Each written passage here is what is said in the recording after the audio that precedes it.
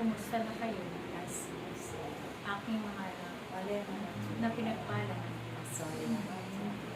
Muli, ako'y naririto sa tahanan ng Diyos na kanyang pinag-aaral.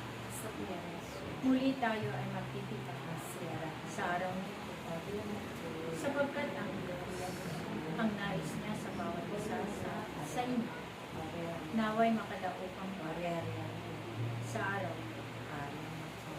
Mapalad kayo aking mga sapagkat hindi ninyo nalilimutan ang inyong mga tungkol na iniatan ng Diyos sa bawat isa sa inyo.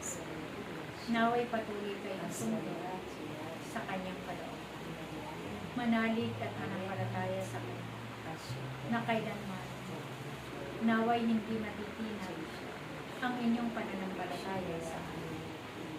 Naway palagi kayong nakaugnay sa Diyos upang hindi kayo mapahamak kundi makamit ninyo ang kaligtasan na nagmumula sa Diyos.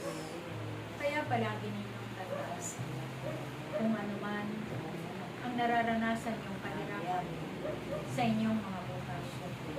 Ang Diyos kailanman ay hindi nagpapabula.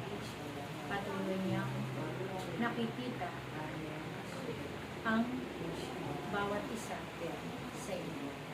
Magpatuloy lang kayo. Huwag kayong hihinto sa inyong paglilingkod. Sapagkat ang Diyos na tumawag at umirang sa inyong lahat ay Diyos na bukod na kailanman ay hindi niya kayo pababayaan. Patuloy niya kayong iingatan.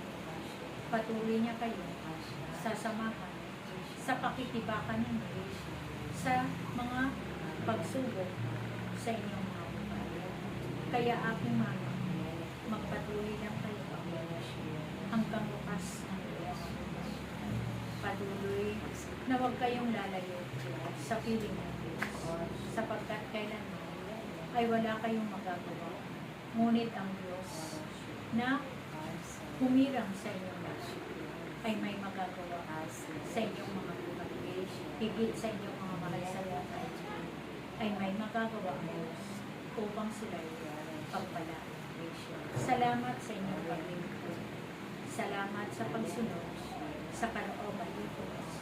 Naway magkita tayo muli sa araw ng kinabukasan.